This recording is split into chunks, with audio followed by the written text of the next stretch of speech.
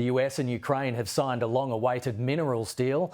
It aims to incentivise Washington to continue investing in Kyiv's defence and reconstruction. Daily Russian attacks like these last night on the southern Ukrainian city of Odessa have not been enough to persuade Donald Trump to do more to help Ukraine. But Ukraine has long hoped that this, its huge mineral wealth, would, dangling the prospect of sharing it with America to tempt the US president to give them what they need. At first, it seemed to backfire. The two countries fell out in negotiations over the deal, culminating in this spectacular row in the Oval Office. But after intense diplomacy, there was a breakthrough. This was the turning point. A meeting at the Pope's funeral where we're told President Zelensky persuaded President Trump there was a deal worth signing. The White House says the minerals deal is good for both countries. This is a first-of-its-kind economic partnership for the reconstruction and long-term economic success of Ukraine that the United States will greatly benefit from.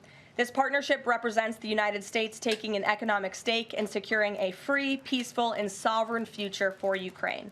And in Ukraine, President Zelensky was hailing the deal as a breakthrough in his diplomacy with the US. We spoke with the President of the United States, with Donald Trump, about our readiness to conclude a deal. We spoke at a meeting in the Vatican. In fact, we now have the first result of the Vatican meeting, which makes it truly historic. Under the deal, America will be given priority, investing in exploiting Ukraine's mineral resources, and will years later reap much of the profits. Veteran US diplomats say that helps Ukraine too, by giving the US a stake in their country's future. This deal is very much in the interest of the United States. We cannot be dependent upon our adversaries like China or Russia for rare earth and critical minerals.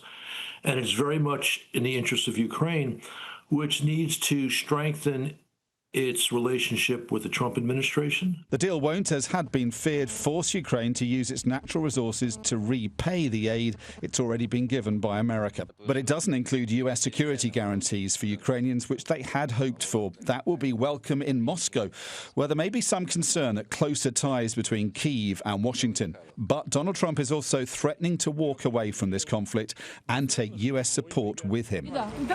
That would be a massive blow to Ukraine, whatever the benefits of the deal it's just signed with him.